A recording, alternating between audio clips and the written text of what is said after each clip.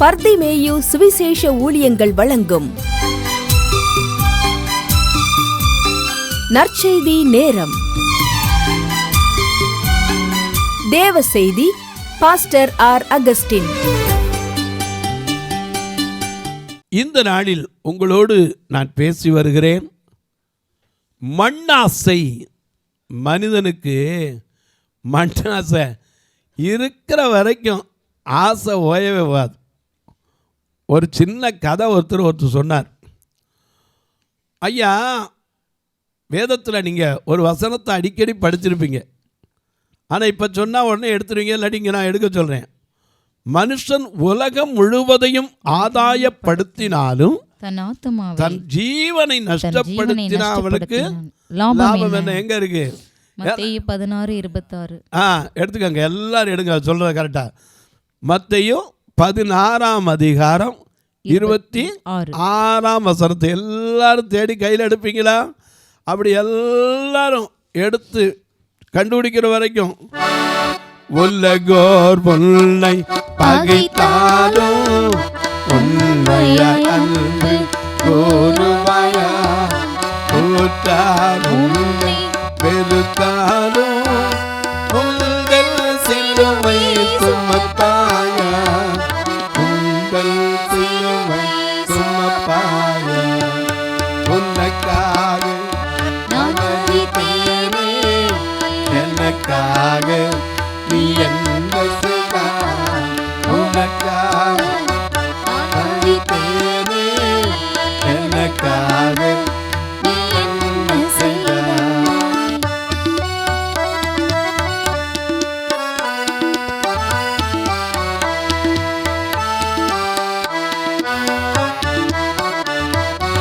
ஏசோ என்றால் என்ன விலை என்று கேட்டிடு ஏசனையே.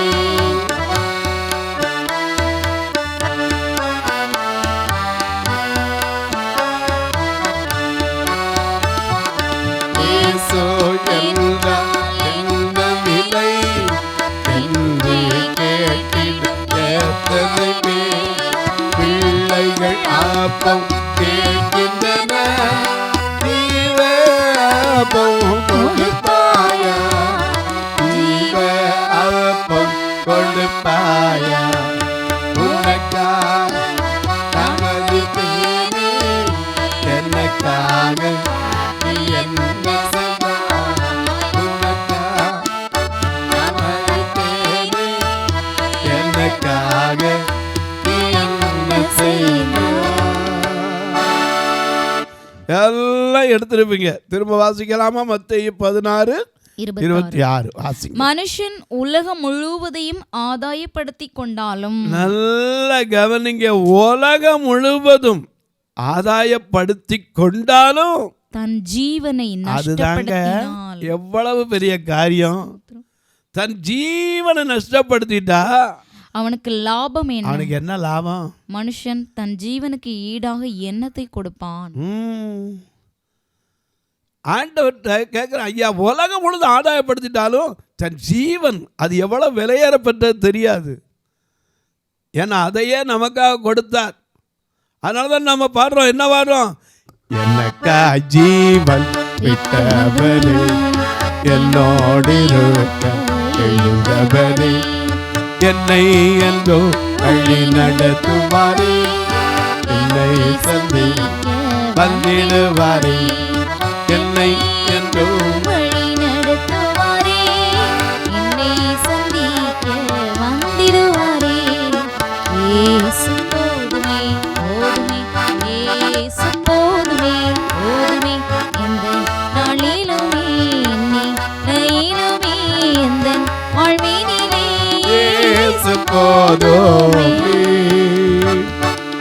ஐயா, ஜீவன் இந்த உலகத்தில் அதுக்கு ஈடு எதையும் கொடுக்க முடியாது.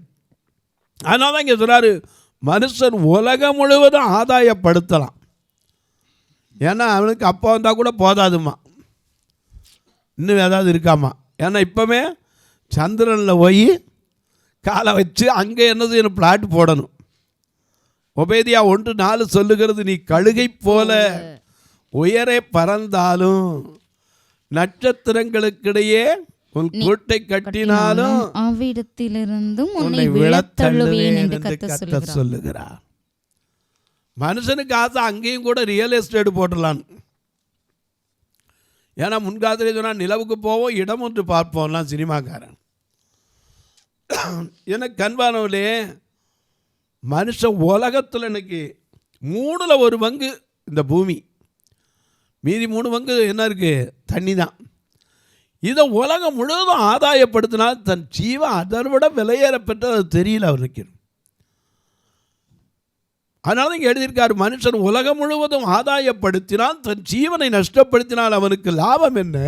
தன் ஜீவனுக்கு ஈடாக என்னத்தை கொடுக்க முடியுங்க? ஜீவனுக்கு ஈடாக என்னத்தை கொடுக்க முடியும்? இது இன்னைக்கு அநேகருக்கு தெரியல. அதனால தான் ஒரு கதை உண்டு. என்ன கதை? ஒரு மனுஷனை கூப்பிட்டு சொன்னாங்க, உனக்கு எவ்வளவு இடம் இருந்தால் திருப்தியாக இருப்பேன்னு கேட்டாங்க. அவன் நான் எவ்வளோ கொடுங்க, எவ்வளவு நாள் கொடுங்க. சரி, உன் விருப்பப்படி நீயே சுதந்திரிச்சுக்கலான்னாங்க. என்ன செய்ய? ஒரு மண்வெட்டியை கையில் கொடுத்தாங்க. கையில் கொடுத்து நீ இப்படியே ஒரு கோடு இப்படியே போட்டுக்கிட்டே போகணும். ரொம்ப ஒன்றும் வேண்டாம், ஒரு கோடு அளவாக இப்படி இந்த அடையாளத்துக்காக ஒரு சின்ன கோடு போட்டுக்கிட்டே இங்கேருந்து போயிட்டே இருக்கணும். காலையில் சூரியன் உதிக்கிறதுலேருந்து சாயந்தரம் அஸ்தமிக்கிறதுக்குள்ளே நீ எவ்வளவு தூரம் போடுறியோ அவ்வளவு தூரம் உனக்கு அப்படின்னாங்க. அப்படி இருந்தால் எப்படி ஆசை வரும்? எவ்வளோ ஆசை வரும்? மனுஷனுக்கு ஆசைக்கு என்ன கிடையாது? அளவே கிடையாது. ஆசைக்கு அளவே கிடையாது. திங்கிறதுல கூட ஆசை இருக்கும், திங்க முடியாட்டாலும் வாங்கி வச்சுக்கிறோம். சாப்பாட்டை கூட பாருங்கள், அதில் கூட சாப்பிட முடியாட்டா அடுத்தவனு கொண்டு போட்டுமே நினைக்க வேண்டாம், அதையும் கொண்டா கொஞ்சம் அள்ளி வச்சுக்கிறோம், அப்புறம் சாப்பிடுவோம். கடைசியில் அவனும் திங்க முடியாது, இவனும் கிடைக்காது, கொட்டுவான். ஆசை மனுஷனை ஆட்டி படைக்குதுங்க. இங்கே பார்க்குறோம், அழகாக ஒரு மண்வெட்டியை கொடுத்து, அப்போ நீ எவ்வளோ தூரம் உன்னால் கோடு ஓடுறியோ அது உனக்குன்னா. கொஞ்சம் நல்லபடியாக போட்டுருந்தானா அதை அனுபவிச்சிருக்கவா செய்வான். உடனே ஆசை வந்துச்சு. காலையில் சூரியன் எப்படா உதிக்குது, முழிச்சு 4 மணி 3 மணிலேருந்து முழிச்சு எழுந்திரிச்சு பார்த்தான். ஏன்னா சூரியன் காலையில் எப்போ வருது? ஐயா, வேதம் அழகாக சொல்லுது, சங்கீதக்காரன் சொல்கிறான், அது தன் மணவரையிலிருந்து புறப்படுகிற மணவாளனை போரிலிருந்து பராக்கிரமசாலியைப் போல தன் பாதையில் ஓட மகிழ்ச்சியாக இருக்கிறது. நீதியின் சூரியன் கர்த்தர் என்று ஏசாயா 60:20 சொல்லுகிறது. எனக்கு கண்பானே, அந்த சூரியன் எப்படா உதிக்குது அப்படின்னு காத்திருந்தார். உதிக்க முன்னால் நிறைய மம்படியை தூக்கி வச்சுக்கிட்டு தான். உடனே மங்கு மங்கு மங்குன்னு கோடு ஓட்டு ஓடுனான். மனைவி சொன்னா, ஐயா ஐயா கொஞ்சம் கேளுங்க. அவன் பாஷையில் சொன்னான். ஏன்னா இப்போ ஆபத்தில் நிறைய பேர் ஆரம்பத்தில் அத்தாம்பாங்க, அதுக்கப்புறம் அத்தாம் போய் பித்தான் ஆயிரும், அது வேறு விஷயம். ஆரம்பத்தில் அவன் சொன்னா, ஐயா கொஞ்சம் சாப்பிட்டுட்டு கொஞ்சம் காப்பி குடிச்சிட்டு. அவன் சொன்னா, இன்றைக்கி கிடச்சிருக்கிற வாய்ப்பு உனக்கு தெரியுமா? நம்ம நாட்டில் ஒரு பழமொழி உண்டு தெரியுமா? என்ன? காற்றுள்ள போதே தூற்றிக்கொள். அவன் கொஞ்சம் பைபிள் படித்தாள். உடனே பிரசங்கி 11:4 பார், அதில் என்ன எழுதியிருக்கிறது? அது நான் காற்றை கவனிக்கிறவன் விதைக்க மாட்டான், மேகத்தை நோக்குகிறவன். அதனால் காற்றை கவனிக்கப்படாது, சூழ்நிலையை பார்க்கக்கூடாது. இன்னைக்கு இருக்கும்போது என்ன செய்யணும்? விட்டுறப்படாது. காலத்தின் அருமையை அறிந்து வாழணும். உனக்கு தெரியுமா? அங்கே பைபிள் பேசினார், பிரசங்கம் பண்ணார். காலத்தின் அருமை என்ன செய்யணும்? கிடைக்காது, காலம் கடந்து போயிட்டே இருக்கு. யார் சொன்னதுங்க அது கேட்கல. மனைவி கெஞ்சினா, ஐயா கொஞ்சம் ஒரு காப்பி குடிச்சிட்டு கொஞ்சம் ஒரு டிஃபன் சாப்பிட்டுட்டு போதுங்க, அளவோடு இருந்தால் போதுங்க. ஆசை விடலை. காலையிலேருந்து கோடு போட்டுக்கிட்டே ஓடுனா, தண்ணி கூட குடிக்கலை, ஒரு சொட்டு தண்ணி கூட குடிக்கலை. காலையில் சாப்பிடல, மத்தியானம் சாப்பிடல, சாயந்தரம் வரைக்கும் ஒன்றும் திங்காமல் மூசுன்னு வெட்டி ஓடினார். சாயந்தரம் சூரியன் அஸ்தமிக்கும் போது மண்வெட்டியை கீழே ஓட்டார். அதே இடத்துல என்ன பண்ணார்? மரித்து போனார். என்ன பிரயோஜனம்? மனுஷன் உலகம் முழுவதும் ஆதாயப்படுத்தினாலும் உலகம் எல்லாம் எனக்கு ஆதாயம், என்ன வாழ்ந்தவர் பலரும் ஆன்மாவே எனக்கு ஆதாயம், என்ன வாழ்ந்த கவலை இல்லை. அழியும் இன்பம் சேர்ப்பதா, அழிய ஆன்மாவை காப்பதா, அழியும் இன்பம் சேர்ப்பதா, அழிய ஆன்மாவை காப்பதா, உலகம் எல்லாம் எனக்கு ஆதாயம், என்ன வாழ்ந்தவர் ஆன்மாவே எனக்கு ஆதாயம், என்ன வாழ்ந்தால் கவலை இல்லை. ஐயா, உலகம் முழுவதும் ஆதாயப்படுத்தலாம், ஜீவனுக்கு ஈடா எதங்க கொடுக்க முடியும்? அதனால தான் யோபுக்கு வந்த பிசாசு சத்துருவோட கேட்குறான், நீர் அவனையும் அவனுக்கு உண்டான எல்லாவற்றையும் சுற்றி வேலி அடைக்கவில்லையோ? மனுஷன் ஜீவனுக்கு ஈடா வேற எதையா கொடுப்பான்? தோலுக்கு தோலை கொடுப்பான். எழுதியிருக்காருல அங்கே அழகா எழுதி வச்சிருக்காரு. 2:4 வாசிங்க. சாத்தான் கர்த்தருக்கு பிரதியுத்தரமாக தோலுக்கு பதிலாக தோலையும், தோலுக்கு பதிலாக தோலையும், தன் ஜீவனுக்கு பதிலாக தனக்கு உண்டான எல்லாவற்றையும் மனுஷன் கொடுத்து விடுவான். ஆனாலும் நீர் உடைய கையை நீட்டி. ஐயா, அந்த ஜீவன் அவ்வளவு விலையேற பெற்றது, அந்த ஜீவனுக்கு ஈடா எதையும் கொடுக்க முடியாதுங்க. ஏன்னா நம்ம பாடுறோம், ஆண்டவருக்கு அந்த ஜீவனை தந்தவருக்கு ஆபேலை போல தலை நீட்டையோ, நோபாவை போல ஒரு தகன பலியையோ,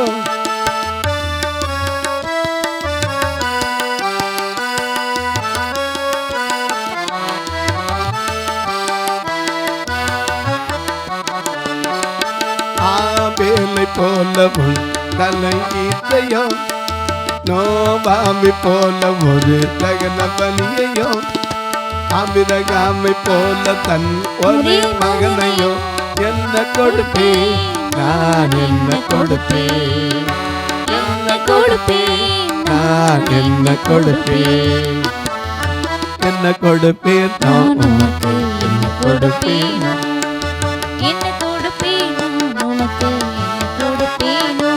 என்னை தேடி வந்த தெய்வம் நீரல்லவோ, என்னை தேடி வந்த தெய்வம் நீரல்லவோ, என்ன கொடுப்பேன் நான், என்ன கொடுப்பேன், என்ன கொடுப்பேன் நான், என்னை கொடுப்பேன்.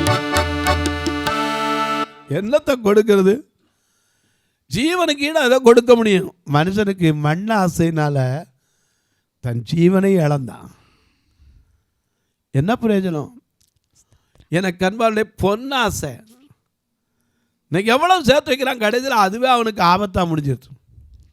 வீட்டை பூட்டிட்டு போயிட்டு வரக்குள்ள என்ன ஆயிடுது, போயிடுது. அதனால தான் யோபு சொல்றாரு, தங்கத்தை பார்த்து எந்த ஆதரவு என்று சொன்னது உண்டானால் அதுவும் விசாரிக்க கிடையாது. 31ஆம் அதிகாரத்திலையா யோபு 31:4 பாருங்க, மிக அழகாக நமக்கு எழுதி வச்சிருக்கார். என்ன சொல்றாரு? தங்கத்தை பார்த்து என் ஆதரவு பொண்ணு, என் கைதிக்கு மிகுதியும் கிடைத்ததென்றும் என் ஆதரவுன்னு சொன்னதுண்டானா அதுவும் நியாயத்தில் கொண்டு வரட்டும்னார். எனக்கு அன்பானவர்களே, அநேக நேரங்களில் மண்ணாசை, பெண்ணாசை, பொன்னாசை. 31:24 நான் பொன்னின் மேல் என் நம்பிக்கையை வைத்து தங்கத்தை பார்த்து நீ என் ஆதரவு என்று நான் சொன்னதும் என் ஆஸ்தி பெரியதென்றும் என் கைக்கு மிகுதி கிடைத்தது என்றும் நான் மகிழ்ந்ததும் சூரியன் பிரகாசிக்கும் போதும் அல்லது சந்திரன் மகிமையாய் செல்லும் போதும் நான் அதை நோக்கி என் மனம் ரகசியமாய் மயக்கப்பட்டு என் என் கையை முத்தி செய்தது உண்டானால் இதுவும் நியாயாதிபதிகளால் விசாரிக்கப்பட வேண்டியது அக்கிரமமாய் இருக்கும். அது அக்கிரமம்ங்கிறார். அதனால் உன்னதத்தில் இருக்கிற தேவனை மறுதலிப்பேனே. எனக்கு அன்பார்களே, மனித வாழ்க்கையில நம்ம பாடுறோம், என்ன பாடுறோம்? பொன் வெள்ளியுமோ புகழும் பண ஆசியும் வீணல்லவோ,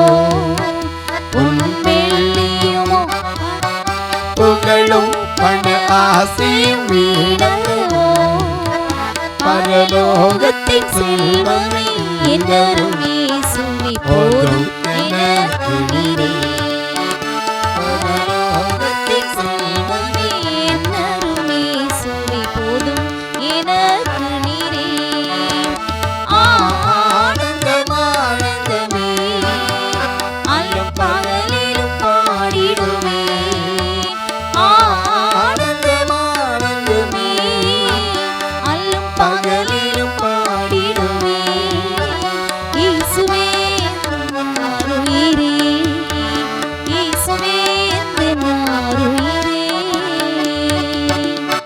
ஐயா, பொன் வெள்ளியும் பெரும் பேர் புகழும்.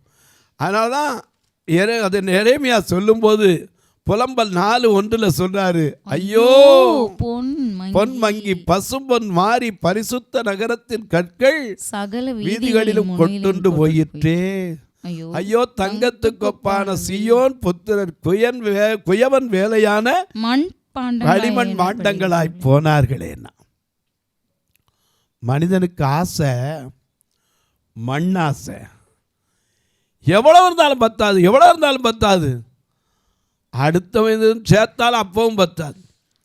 ஆனால் கடைசியில் போகும்போது மாவீரன் அலெக்சாண்டரை குறித்து நீங்கள் அறிந்திருக்கிறீர்கள். எத்தனையோ நாடுகளின் மேலே போர் தொடுத்தான்.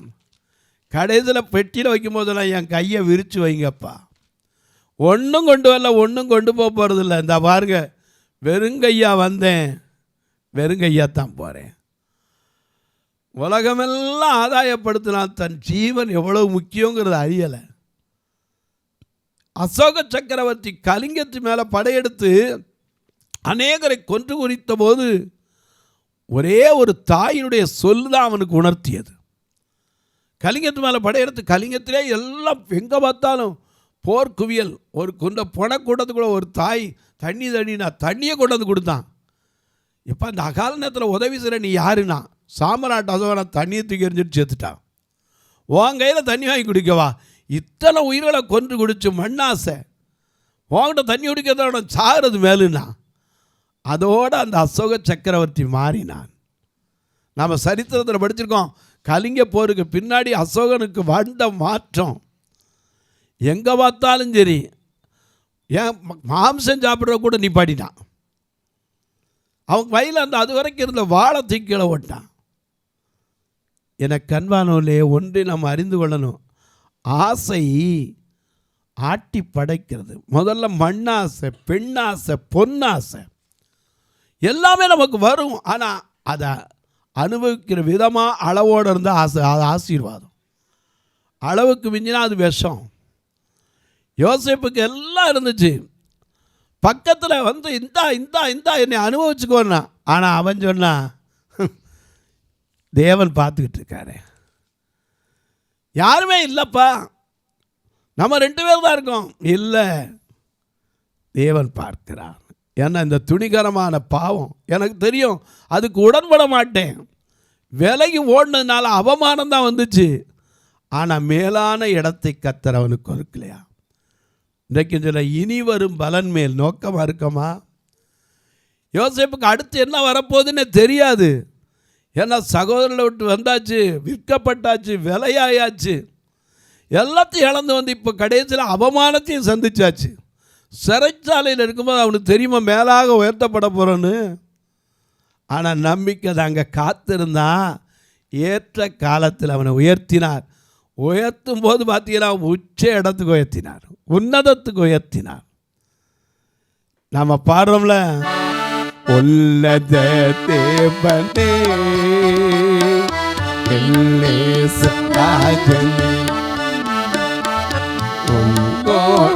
இணைந்திட உள்ளம் ஏங்குதையா. உள்ளத தேவனே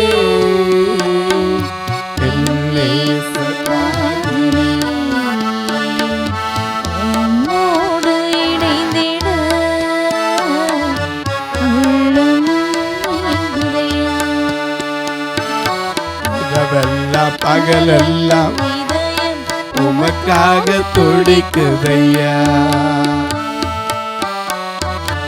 இடமெல்லாம் பெருமெல்லாம் சரி உம்மை பற்றி தானியா. உன்னத தேவனே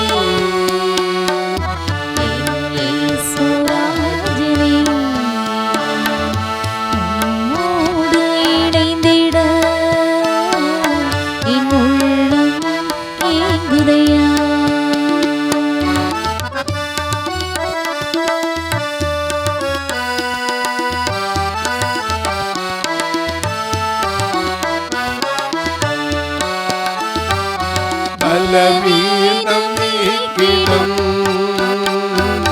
பலபலன் பலவானாய் மாற்றிடும், நல்ல வீரம் நீக்கிடும், பலவானாய் மாற்றிடும் உம்முக சாயலாய் ஒரு மாற்றம் தெய்வமே. உம்முக சாயலாய் ஒரு மாற்றம் தெய்வமே. இரவெல்லாம் பகலெல்லாம் இதயம் உமக்காக துடிக்குதையா, நினைவெல்லாம் பேச்செல்லாம் சரி உம்மை பற்றி தானே ஐயா. உன்னத தேவனே சுராஜினி உம்மோடு இணைந்திட என் உள்ளம் ஏங்குதையா. எனக்கு அன்பான நல்ல கவனிங்க, எல்லா வாய்ப்பும் நமக்கு இருக்கலாம், ஆனால் அதுக்கு நம்ம தகுதி கிடையாது. அதனால்தான் நான் என்னை உயர்த்தாதபடிக்கு என் மாம்சத்திலே ஒரு முள் ஒரு முள் கொடுக்கப்பட்டிருக்கிறது, அது நாள்தோறும் என்னை கொட்டும் சாத்தானின் தூதுவனாய் இருக்கிறது, என்னை விட்டு நீங்கும்படி 3 தரம் ஜெபம் பண்ணேன், என் கிருபை உனக்கு போதுன்ட்டார். தொலைக்காட்சியில் பார்க்கிற என் அன்பு மக்களே, இந்த உலக வாழ்க்கையில் ஆசை ஆசை மோசைக்கு என்ன ஆசை? இனி வரும் பலன். விசுவாசிக்கிறவனுக்கு என்னக்கு தேவன் உண்டென்றும் அவர் நம்பியவர்களுக்கு பலன் அளிக்கிறார் என்றும் நம்ப வேண்டும், விசுவாசிக்க வேணும். இன்னைக்கு நீங்களும் நானும் ஏதோ இந்த கிறிஸ்தவ ஜீவியத்தில் இருக்கிறோம், எப்படி வேணாலும் வாழலாம் இல்லை. நம்முடைய கண்கள் எதை நோக்கணும்? கொலோசியில் வாசிக்கிறோம், மேலானவற்றை நாடுங்கள், மேலானவற்றை. ஏன்னா அவரோடு இருக்கிற பாக்கியம் நாம் தகுதிப்படணும்னு சொன்னால் நமக்கு எது தகுதி எது தகுதி இல்லை, தகுதி இல்லாததுக்கு ஆசைப்பட்டுறக்கூடாது. நாம் இன்றைக்கி மகனாக இருக்கணுமா?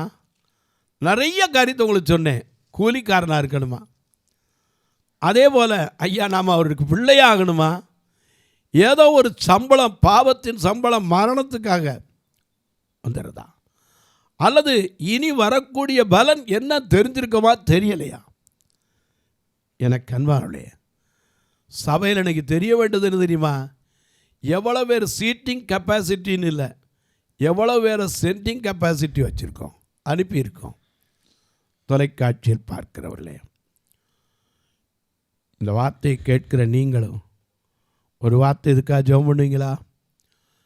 ஏன்னா இந்த ஊழியமானது எந்த ஒரு காரியத்தை நம்பி இல்லை, தேவனுடைய வார்த்தையை மட்டும்தான். ஒரு நேரம் கூட ஆள்லாட்டா கூட எங்களால் தனியாக போக முடியாது. ஆனால் தேவனுடைய வார்த்தை அறியாத வழியில் நடத்துவேன், தெரியாத பாதையில் அழைத்து கொண்டு போவேன் சொன்னவர் இன்னைக்கு வரைக்கும் நடத்துகிறார். திருநெல்வேலி ஆலயத்தில் இப்போ கூட ஒரு கட்டுமான பணி நடந்துக்கிட்டு வருது.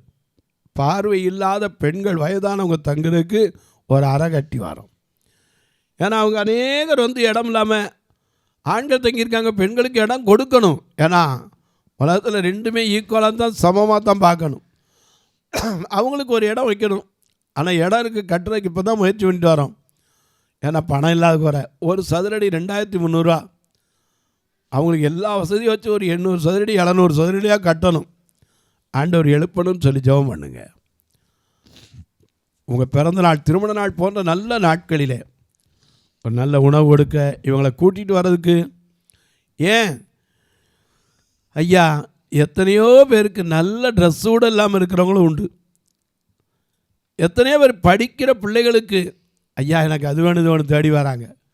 அப்பா அம்மா கண்ணு தெரியாதனால அந்த பிள்ளையை படிக்காமல் போயிடக்கூடாது, அவர்களுக்கு கொடுக்கப்பட்ட அந்த விளக்கு கல்வியை பெறணும்.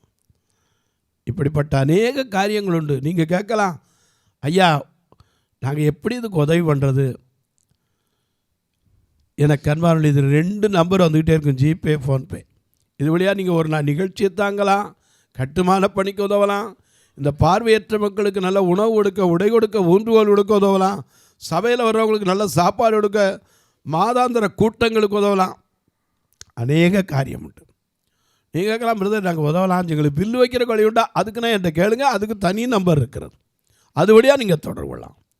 உங்கள் ஜெபக்காரி எது இருந்தாலும் காலை 10லேருந்து 5 மணிக்குள்ளே தாராளமாக இதனுடைய சொல்லலாம். இப்போவும் உங்களுக்காக ஜெபிக்கட்டுமா? நல்ல பிதாவே, நன்றியோடு உம்மை துதிக்கிறோம் சுவாமி. இந்த மன மகிழ்ச்சியான நாளிலே ஆசை எதன் மேல் இருக்க வேண்டும்? ஐயா, எகிப்தில் உள்ள பொக்கிஷத்திலா, அல்லது மண்ணாசையிலா, பெண்ணாசையிலா, பொன்னாசையிலா? இனி வரும் பலன் மேல் எங்களுக்கு அந்த ஆசையை தாங்க சுவாமி. இனி வரும் பலக்குள்ள அந்த பலன் மேல நோக்கமாய் இருக்கத்தக்க கிறிஸ்துவுக்காக நாங்கள் என்ன செய்திருக்கிறோம் இதை ஆராய்ந்து பார்க்க என்னை எங்களை தகுதிப்படுத்தும். இந்த ஊழியத்திற்காய் கொடுக்கிற, ஜெபிக்கிற, உதவுகிற எல்லா மக்களையும் ஆசீர்வதியும். இந்த நாளிலே எந்தெந்த காரியத்தை நினைத்து தங்கள் வீட்டை விட்டு கடந்து போறாங்களோ அவர்களுக்கு காரியங்கள் வாய்க்கட்டும். படிக்கிற பிள்ளைகளுக்கு நல்ல ஞானமும் எந்த ஒரு தீங்கு போக்குவரத்தில் இல்லாத அனுபவத்தை கொடுங்க. எங்கு பார்த்தாலும் இன்றைக்கு போக்குவரத்தில் பலவிதமான நாச மோசங்களை கேள்விப்படுகிறோம். சமாதானத்தோடு போங்கள், இந்த பிரயாணம் கர்த்தருக்கு ஏற்றதென்ற நியாயாதிபதிகள் 18:6 இந்த நாள் ஒவ்வொருவருக்கும் ஆசீர்வாதமாக இருக்கட்டும். வானத்திற்கும் பூமிக்கும் சகல அதிகாரம் கொண்ட இயேசு கிறிஸ்துவின் ஈடு இணையற்ற வல்லமையுள்ள நாமத்தில் ஜெபிக்கிறேன் நல்ல பிதாவே, ஆமென். சபை ஆராதனை ஞாயிறு காலை 10 மணி முதல் 12 மணி வரை. இடம் பர்திமேயு சுவிசேஷ ஆலயம், அன்னை சத்யா நகர், இளமனூர் அஞ்சல், சக்கிமங்கலம் வழி, மதுரை மாவட்டம். பின்கோட் 625201 மற்றும் பர்திமேயு சுவிசேஷ ஜெப வீடு, flat number 107, Eden garden, Muthur, Tirunelveli. Pin code 627011. சிறப்பு உபவாச கூட்டம் ஒவ்வொரு மாதமும் 2வது சனிக்கிழமை காலை 10 மணி முதல் 1 மணி வரை நாகர்கோவில் YMCA ஹாலில் வைத்து நடைபெறுகிறது. மற்றும் ஒவ்வொரு மாதமும் 4வது சனிக்கிழமை காலை 10 மணி முதல் 1 மணி வரை திருநெல்வேலி புதிய பேருந்து நிலையம் அருகில் உள்ள கிரேஸ் ஹாலில் வைத்து நடைபெறுகிறது. எங்கள் எல்லா ஆராதனைகளிலும் கலந்து கொண்டு தேவனை மகிமைப்படுத்த அன்பாய் அழைக்கிறோம். உங்கள் உதாரத்துவமான காணிக்கைகளினால் இவ்வூழியத்தை தாங்க விரும்பினால் R. Augustine, account number 5021364331, IFSC code IDIB 000B066, Indian bank, BP Kulam, Madurai. GPay number 9842181917, BGM ministries மற்றும் 9442559772, பிளைண்ட் மினிஸ்ட்ரீஸ் அகஸ்டின். உங்கள் தொடர்புக்கு பாஸ்டர் R. அகஸ்டின், பர்திமேயு சுவிசேஷ ஊழியங்கள், நாகமலை, புதுக்கோட்டை, மதுரை 625019. தொலைபேசி எண்கள் 9842181917 மற்றும் 9442559772. கர்த்தர் தாமே உங்களை ஆசீர்வதிப்பாராக.